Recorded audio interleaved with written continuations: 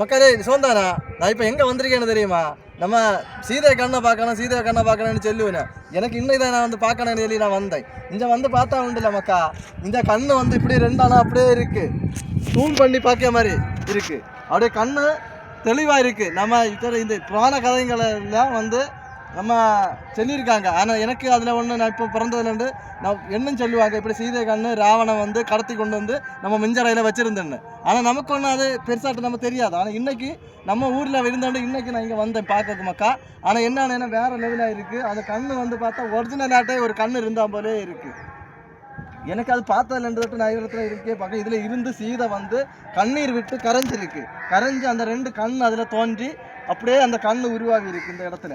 அது இந்த இடமே வந்து ராமர் சீதை வந்து கடத்தி கொண்டிருப்போம். இந்த இடத்துல வந்து அந்த அடையாளங்கள் எல்லாம் அப்படியே இருக்குது. அந்த படிக்கட்டு, இந்த இடம் எல்லாம், இந்த பாறைகள் எல்லாமே வந்து அந்த சீதை இந்த வந்ததுக்கான அடையாளங்கள் எல்லாம் நிறைய இருக்குது. இதில் வந்து குளங்கள் இருக்குது, எல்லாமே இருக்குது. இந்த குளம் இதெல்லாமே வந்து ராவணன் வந்து சீதை வந்து கடத்திக்கணும் அந்த இதனால வந்து உருவானதுன்னா சொல்லுவாங்க புராண கதையில். எனக்கு வந்து இதெல்லாம் வந்து நமக்கு புராண கதை எல்லாம் வந்து நம்ம படிக்காது. ஏன்னா நம்ம இப்போத்த உலகத்தில் இதெல்லாம் பார்க்காது. ஆனால் இருந்தாலும் நீங்கள் தெரிஞ்சுக்கணும் தான் இந்த வீடியோவை எடுத்து போடுறாங்கப்பா.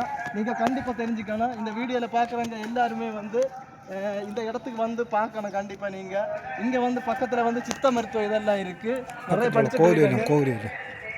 அந்த கீழே ஒரு கோயில் இருக்குது. அந்த கோவில் பேர் முண்டந்துறை. அந்த கோயில் ஒரு இருக்குது. அந்த கோயில் வந்து முண்டந்துறை கோயில். அந்த கோயில் வந்து என்னன்னா இப்போ நான் சவுண்டு போட்டுட்டு இருக்கு. அங்கே தான் திருவிழா நடந்துட்டு இருக்கு, கார்த்திகை தீப திருவிழா நடந்துட்டு இருக்கு.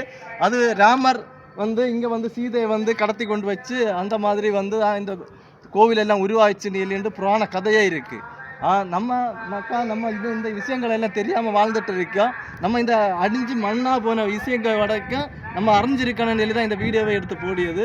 நீங்கள் இந்த நம்ம புராண கதையிலையும் சரி, நம்ம வரலாறு இது வரைக்கும் யாருமே படிக்கிறதில்லை. வரலாறு வந்து நல்லா படிங்க.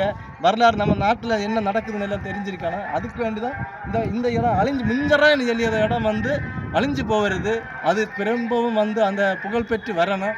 அதுக்கு வேண்டி தான் இந்த வீடியோவை போடியது.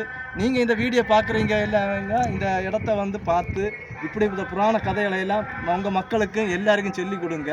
அவங்களுக்கு அந்த புராண கதையெல்லாம் படித்து கொடுங்க, சொல்லிக் கொடுங்க. அப்போந்தான் வருகிற சங்கதி எல்லாம் வந்து அவங்களுக்கு தெரிஞ்சிருக்கும். என்னால் முடிஞ்சதை நான் சொல்லியிருக்கேன். உங்களுக்கு நீங்கள் பிடிச்சிருந்தால் லைக் போடுங்க, ஷேர் பண்ணுங்கள். நன்றி, வணக்கம்.